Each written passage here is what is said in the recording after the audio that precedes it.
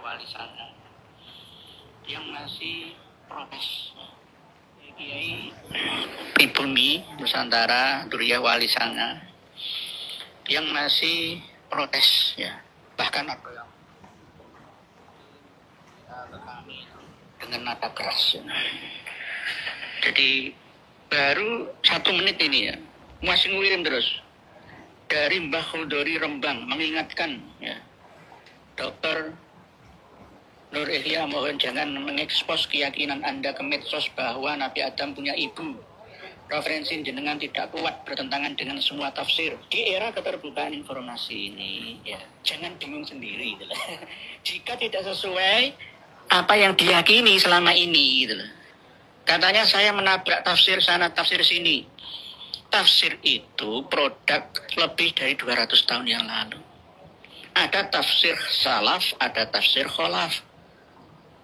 Ada tafsir mutaqaddim dan ada tafsir mutaakhir. Jadi banyak kiai-kiai yang masih belum memiliki karakteristik moto semboyan semangat thalabul ilmi minal mahdi ilal lahdi. Lalu sudah mengklaim diri, saya sudah alim. Nah ini kasihan santri. Santrinya akan jadi apa ini gitu loh. Kalau toh memang belum tahu, ayo kita adu data. Itu kan enak ya. Semua kan by data. Quran itu data. Hadis itu juga data. Ijma itu ya data, qiyas juga data. Jadi penyakit kita itu malas. Malas menambah ilmu dan pengetahuan yang selama ini diyakini. Terlalu was-was itu loh. Bingung. Ya kalau ngomong liberal, plural. Ditantang sini kayak ngono supaya terbuka ya. Mengupgrade memori apa tanya lah supaya lebih besar lagi kapasitasnya, itu loh maksud saya itu. Langsung menghujat dan menyerang saya. Ya inilah kemunduran agama Islam. Keluarga saya juga gak terima kok. Nabi Adam gak punya ibu. Nabi Adam itu ya satu-satunya ya, nafsin wahidatin wa khalaqa minha zawjaha wa batha minhuma rijalan katsiran wa nisaa. Sudah, gak usah dibahas lagi, ya buntu. Sudah kami sampaikan berkali-kali bahwa inna masalah Isa indallahi kamatsali Adam khalaqahu min turabin tsumma qala lahu kun fayakun. Allah menjadikan Nabi Adam dan Nabi Isa itu dengan proses yang sama, yakni dari turab, dari unsur tanah, tapi diolah lalu menjadi buah ya, dan diproses menjadi nutfah lalu mudghah. Ali Imran 59 itu ya, menjadi mudghah ya, dari nutfah alaqah mudghah, lalu ditiuplah roh ya. Lalu dilahirkan ke alam nyata dunia kita, lalu hidup, ada yang sampai tua tapi sampai ada yang muda meninggal dunia. Orang ini memang luar biasa. Assalamualaikum warahmatullahi wabarakatuh. Jumpa kembali bersama Aventador 007. Ya, tadi kita dengarkan ya ocehan dari Nur Ihya Salafi. Kalau nggak salah namanya Yanto apa siapa? Nama aslinya bukan itu, bukan Nur Ihya Salafi. Yanto apa Yatno apa siapa? Lupa saya.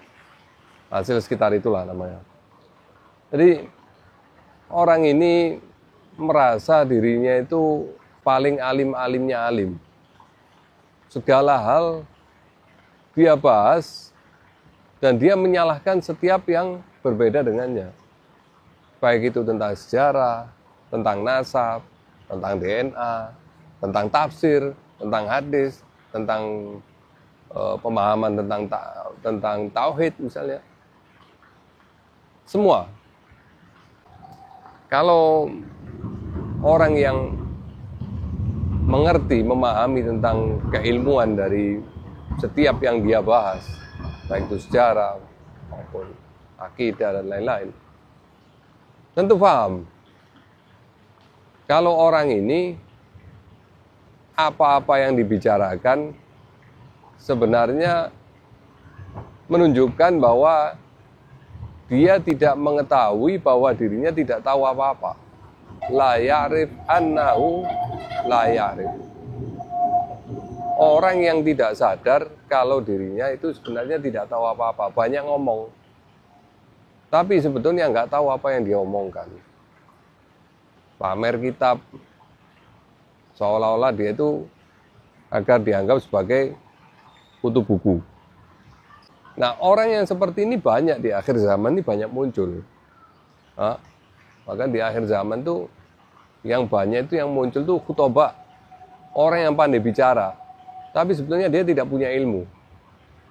Pandai bicara, menyalahkan orang-orang alim, menuduh orang-orang alim itu primitif, tidak mau berkembang ilmunya, disuruh upgrade memori. Omongan apa itu? Ya sebetulnya kalau ibarat komputer, orang ini penuh dengan spyware. Jadi sering ngadat, udah nggak bisa bekerja secara normal karena banyak virus spyware. Ya, nah seperti halnya dia menafsirkan satu ayat yang dia tafsirkan seolah-olah Nabi Adam itu dengan ayat itu menunjukkan bahwa Nabi Adam itu punya ibu, punya bapak. Terus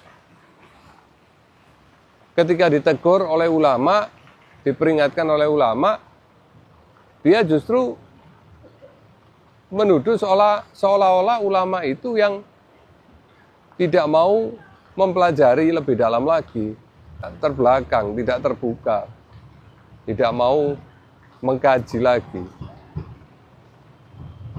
Ini kan aneh. Orang bodoh diperingatkan oleh orang alim, dia malah menilai si alim tadi itu yang bodoh. Kan seperti orang gangguan psikologis. Nah, jadi orang seperti Nur Ihya, Guru Gembul, Imat, Sugeng, Mogi, Pake, itu sebenarnya mereka lebih butuh bantuan psikiater daripada lawan diskusi. Nabi Adam dikatakan punya ibu bapak, dan dia mencomot ayat. Yang sebenarnya ayat itu adalah analogi bagaimana maha kuasanya Allah.